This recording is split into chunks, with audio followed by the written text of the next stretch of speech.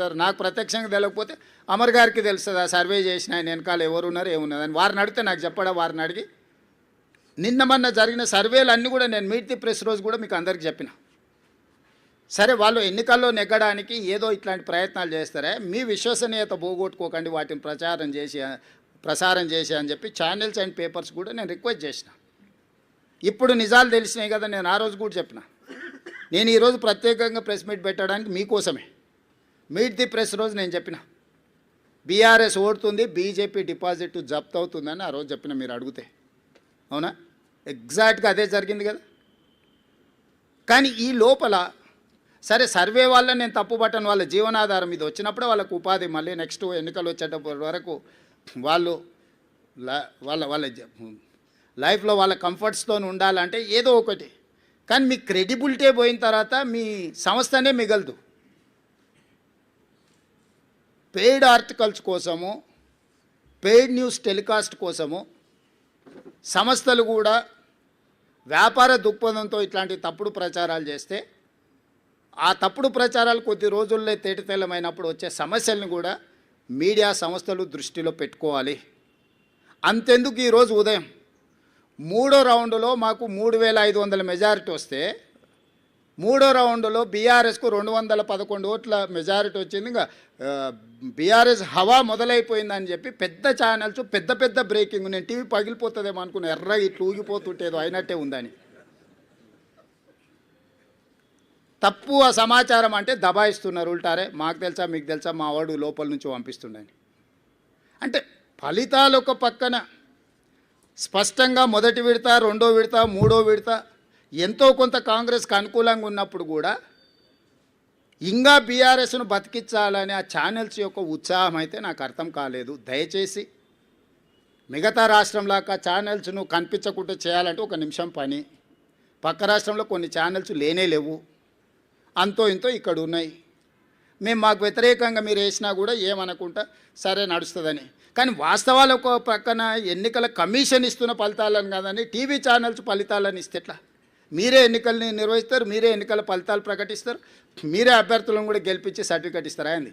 నిన్నగాక మన కామారెడ్డిలో ఒక అమ్మాయి ఎవరో పోయారట, నా కలెక్టర్ వచ్చింది పోస్టింగ్ అని వాళ్ళ ఇంటి వాళ్ళని బ్లఫ్ చేయడానికి. అట్లా మీరేమైనా అభ్యర్థిని అసెంబ్లీకి పంపిస్తారా ఏంది సర్టిఫికేట్ ఇచ్చి టీవీ ఛానల్స్ వాళ్ళు పేపర్లో?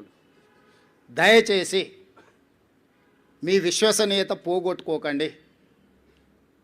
మీకు మా పట్ల వ్యతిరేకత ఉంటే ఇంకో రూపంలో ఏదైనా చూపించండి. మీ యజమానులకు ఏదైనా వ్యాపారాలకు సంబంధించిన అంశాలు ఏమైనా ఉంటే అది ఇంకో దగ్గర చూసుకోండి. కానీ ఈ ఛానల్స్లలో మరీ ఇంత బరితెగింపు, అడ్డగోలుతనము, ఆ పార్టీల కంటే ముందే ఆ పార్టీ వాళ్ళని వచ్చి క్లెయిమ్ చేయాలి. కనీసం మాకు 3వ రౌండ్లో మెజారిటీ వచ్చింది, ఇక మా హవా జరుగుతుంది, అదే ఏంటి పర్వాలేదు. వాళ్ళ తరఫున మీరే ఒకాలతో పుచ్చుకొని మీరే అడ్డగోలు చేసేసి 3569 ఓట్లు ఎన్నో 3వ రౌండ్లో, ఓన్లీ 1 రౌండ్లో 3000 చిల్లర నాకు మెజారిటీ ఉంటే మీరు 211 ఓట్లు మెజారిటీ ఉంది అని చెప్పి బీఆర్ఎస్కు మెజారిటీ ఉంది, ప్రభంజనం మొదలైందని మీరు ఇట్లాంటి విధానము ఇది తెలంగాణ రాష్ట్రానికి మంచిది కాదు. దయచేసి ఈ ఫలితాలు విశ్లేషణలు మీరందరూ చెయ్యండి. 2023 డిసెంబర్ ఫలితాలు 39.5% ఇస్తే 2024 పార్లమెంట్ ఎన్నికలు 41% ఓట్లు ఇస్తే 2025 నవంబర్ ఉప ఎన్నికలు 51% ఓట్లను కాంగ్రెస్ పార్టీకి ఇవ్వడం జరిగింది. ఈనాడు సమిష్టిగా బూత్ స్థాయి కార్యకర్త నుంచి పీసీసీ అధ్యక్షుడు వరకు, వార్డు మెంబర్ నుంచి ముఖ్యమంత్రి వరకు కాంగ్రెస్ పార్టీ శ్రేణులంతా ఒక్క తాటి మీద నిలబడి ఈ జూబ్లీహిల్స్ ఎన్నికల్ని ప్రతిష్టాత్మకంగా తీసుకోవడంతో ఈ ఎన్నికల్లో నెగ్గడం జరిగింది. కాంగ్రెస్ మొత్తం ఒక్క తాటి మీద ఉన్నప్పుడు ఎవరి తాత కూడా కాంగ్రెస్ పార్టీని ఓడించలేడు. ఇది మళ్ళోసారి నిరూపితమైంది. మీ అందరు సహకరించినందుకు, ఓటర్ మహాశయులు ఆశీర్వదించినందుకు, మీడియా మిత్రులకు, ఓటర్ మహాశయులకు సహకరించి మద్దతు ఇచ్చిన ఎంఐఎం పార్టీకి, ముఖ్యంగా సిపిఐ, సిపిఎం, కోదండరాం సార్, ఇతర సంఘాలు, రాజకీయ పార్టీలు అన్నీ మాకు సహకరించినందుకు వాళ్ళందరికీ మనస్ఫూర్తిగా కృతజ్ఞతలు తెలియజేస్తున్నాం. ఖాస్కర్ इस बाई इलेक्शन चुनाव में एमआईएम हम साथ हमारे लिए कांग्रेस पार्टी को मदद देकर इस चुनाव में ये जीत हासिल करने के लिए जो मदद किया, एमआईएम सदर असदुद्दीन ओवैसी, उनके भाई अकबरुद्दीन ओवैसी को कांग्रेस पार्टी के तरफ से, हमारे कांग्रेस कार्यकर्ता के ओर से हम धन्यवाद बोलना चाहता है। आने वाले दिनों में भी हम सबको साथ लेकर तेलंगाना तरक्की के लिए हम कोशिश करेंगे, इसमें हम कामयाब हो जाएंगे।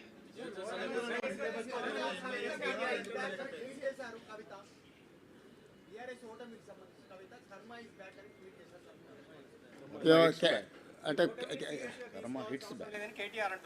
అది కేటీఆర్ని అడిగితే కరెక్ట్గా సమాధానం చెప్తాను.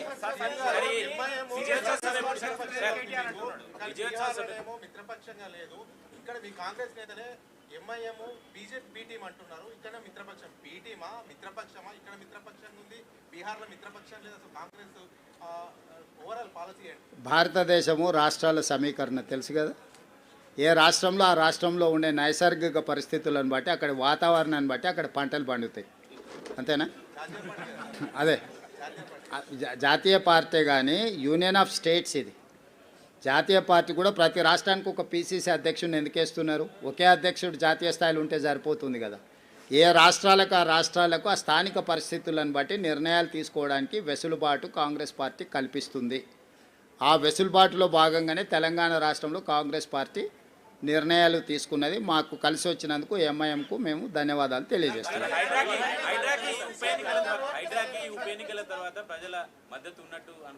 చారి గారు ఒక్కదాని కాదు, మొత్తం కాంగ్రెస్ ప్రభుత్వానికే ప్రజలు మద్దతుగా నిలబడ్డారు.